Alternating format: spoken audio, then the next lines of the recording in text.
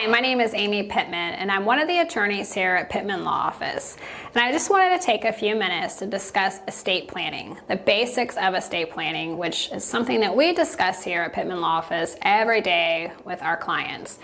And when you think about estate planning, there's two pieces. There's incapacity and there's death. And so as incapacity, we could become incapacitated prior to death, so we want to make sure that we have the documents in place that allow us to name the correct people in these positions to make financial decisions for us while we're alive but unable to act, or our healthcare decisions for us. So a durable power of attorney is the documents that we use for the financial side, where we actually name an agent, or some people will say attorney in fact, for that agent to basically stand in your shoes and be you. They can make all of your financial day-to-day decisions. That durable power of attorney in Florida is very, very detailed. It's going to allow them to basically do everything you can do. They can sell your house, they can deal with your retirement accounts, they can deal with all of your bank accounts, deal with Medicaid if you need to qualify. So you definitely want to put a person in that position that you trust to do what's right when no one's looking.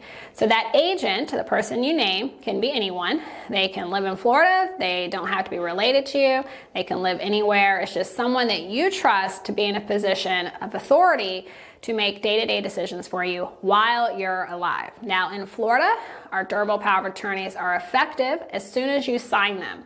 So if I sign my power of attorney today, naming my sister as my agent, and I give her the document, she could start acting for me, and it would be up to the companies that she goes to on my behalf whether or not they actually ask, what's wrong with Amy? They may just say, oh, well, if she has the document, she's allowed to act. So be very careful on when you release the document to the people you name, because you may change your mind.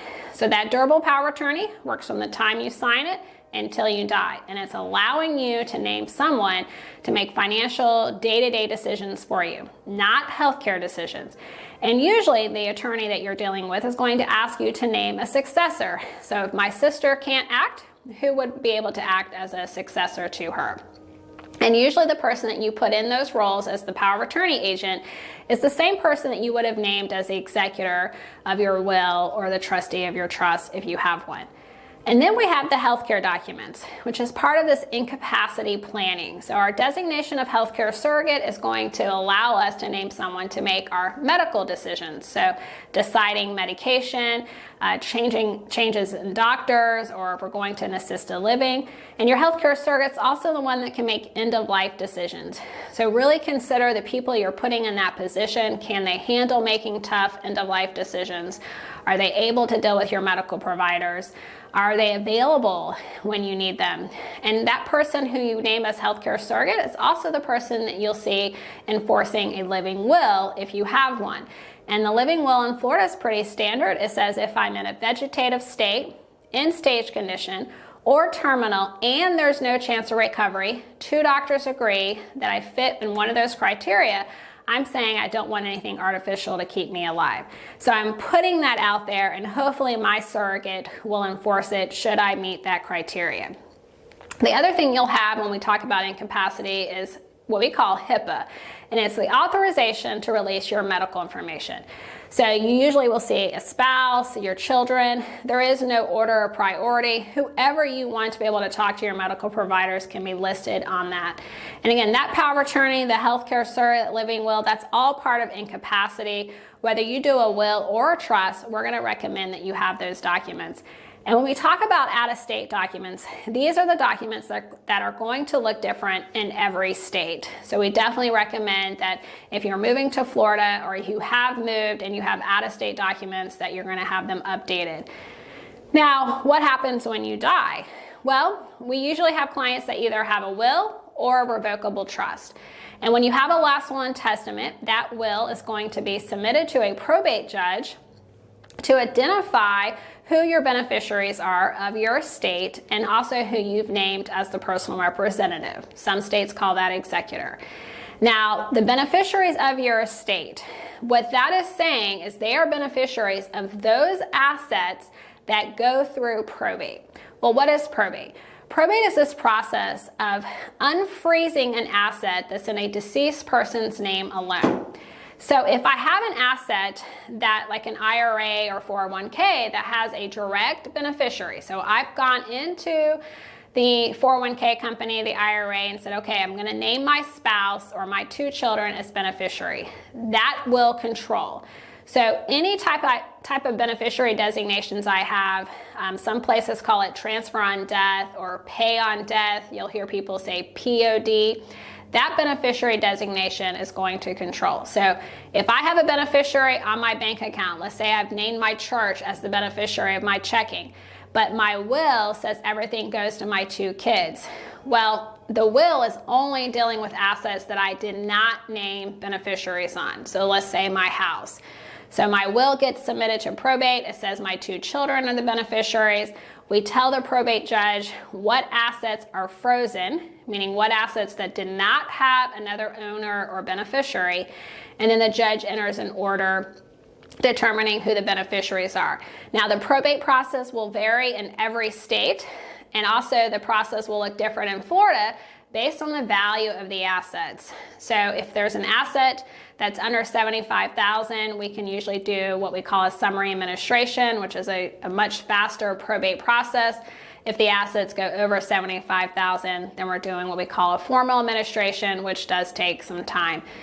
But that's when you do a will. So if we do a will instead of a trust, we're going to recommend our clients name beneficiaries on their investments, checking, savings, brokerage accounts, retirement accounts.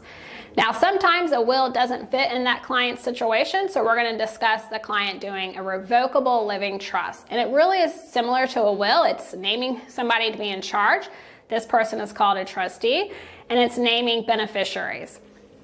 Now, when you have beneficiaries in a trust, they're only receiving assets that you've connected to your trust. So you'll hear us talk about funding a trust, funding your trust bucket. So what assets did you title in the name of the trust while you're alive? Did you go to the bank and say, I want my trust to be the owner?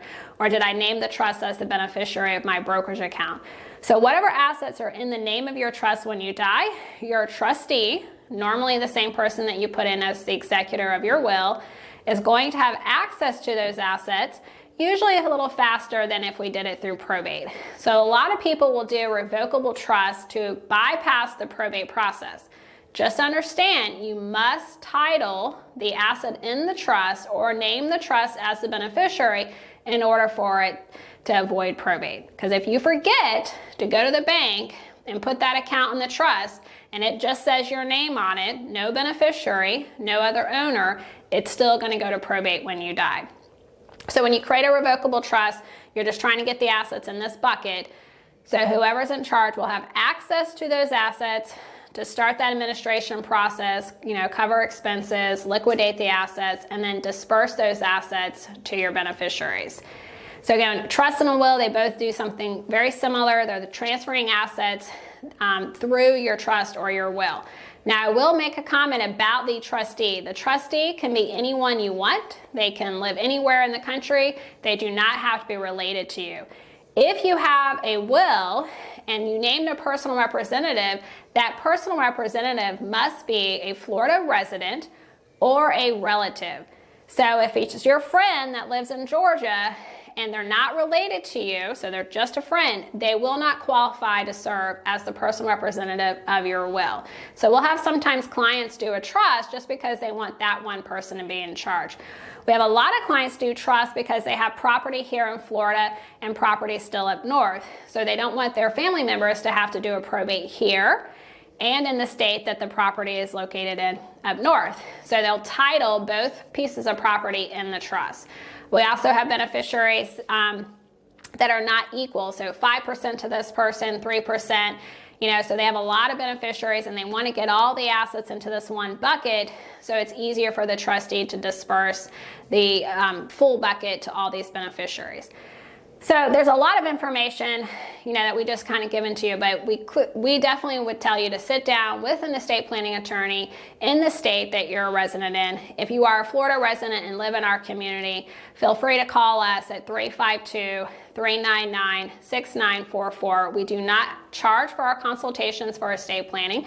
We also have a lot of educational videos on our YouTube channel, and we also do our basic estate planning workshop every month here at the law firm. Again, thank you for spending the time watching this video. Feel free to check out other videos. We hope to see you soon.